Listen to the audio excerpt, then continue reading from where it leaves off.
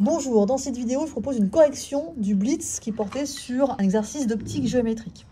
Alors, dans l'énoncé, on vous mentionnait donc que la taille de l'objet était de 2 cm, c'était une mesure algébrique, AB égale 2 cm.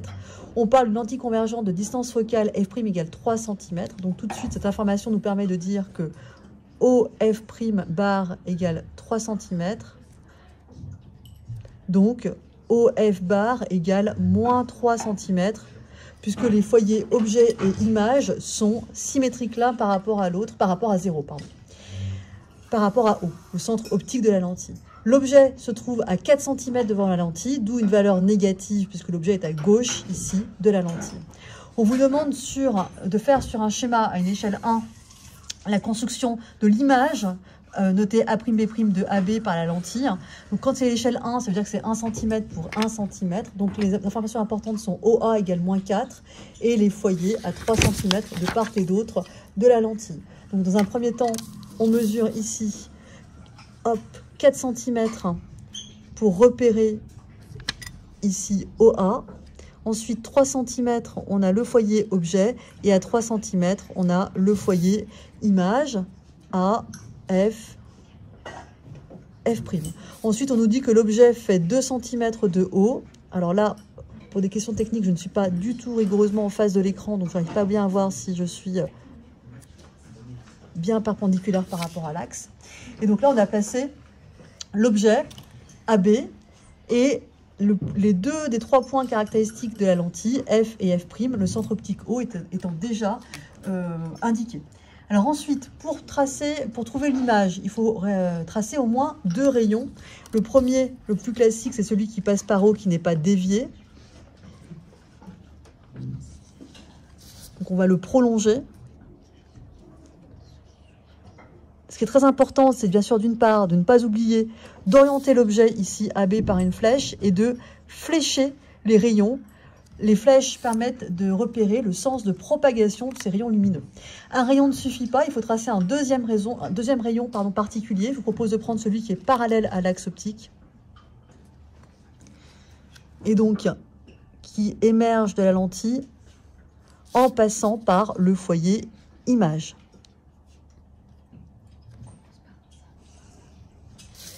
De même, alors là, tout faux, on va recommencer parce que là, c'est vraiment trop à côté. Donc de même, on n'oublie pas d'orienter le rayon. Ça, c'est très important. C'est une erreur qu'on a souvent vue dans les copies, hein, d'accord? Donc il faut bien faire attention à penser à orienter l'objet et flécher les rayons. Alors, est-ce que je suis un peu mieux en face? Voilà. Hop. Alors là, actuellement, nous sommes en TP de chimie, donc il y a des élèves qui ont des problèmes pour respirer apparemment. Ok, donc ici, on va flécher hop, ce rayon-là. On va mettre une flèche simple ou une double chevron, par exemple. Donc le point de concours de ces 2 rayons, c'est l'image de B au travers de la lentille. Donc ici, vous avez B'.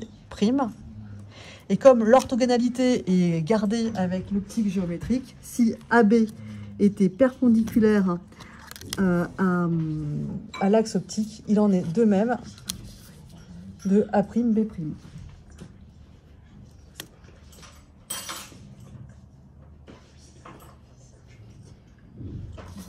Ici, donc, si A était sur l'axe optique, son image est aussi sur l'axe optique.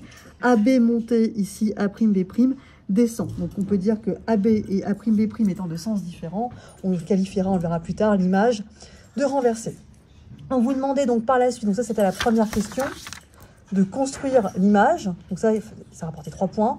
De mesurer OA' et A'B'. Comme l'échelle est 1, comme l'échelle ici est 1, il n'y a pas de multiplication à tenir compte.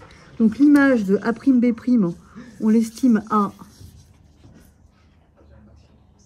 Alors là, on voit que j'ai fait des tracés vraiment approximatifs parce qu'on est censé avoir un peu plus que 5 cm 6.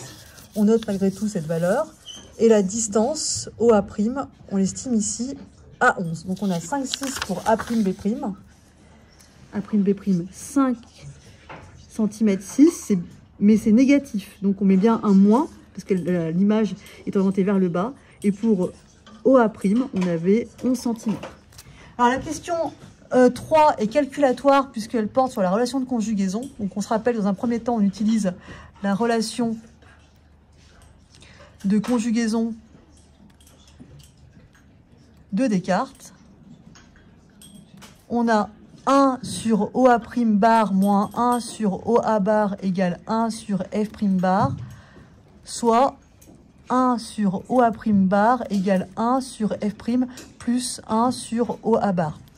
Je vous propose de faire deux méthodes de résolution. La première, qui est peut-être pas la plus rigoureuse, mais qui permet d'obtenir le résultat demandé. Et la deuxième, plus scientifique, entre guillemets. Donc, méthode 1.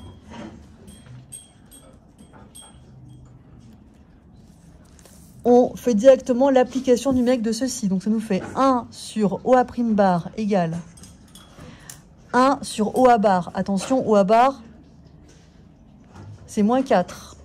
Plus 1 sur F', pardon, j'ai inversé l'ordre. Donc là, j'ai fait, alors on va faire donc, F' d'abord, 1 sur F', donc F', ça nous fait 3.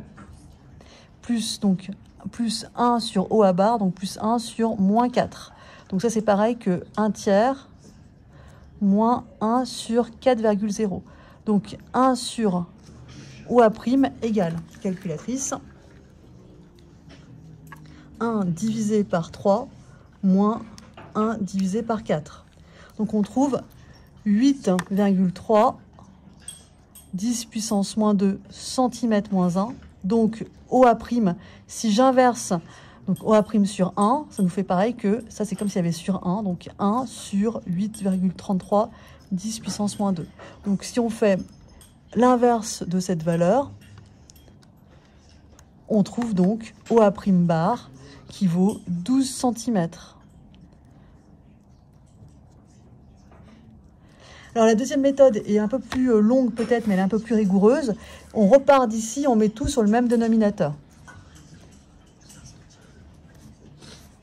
Donc à savoir 1 sur OA' bar égale OA bar sur F' fois OA bar plus F' sur OA bar fois F'. Autrement dit, 1 sur OA' bar égale OA bar plus F' sur F' fois OA bar. Donc, si j'inverse la fraction de gauche pour que l'égalité reste vraie, je dois inverser celle de droite. F' fois OA bar sur OA bar plus F'. Application numérique. Donc, OA bar égale F' 3 fois moins 4. Attention au signe négatif, hein, c'était une erreur que vous faisiez souvent.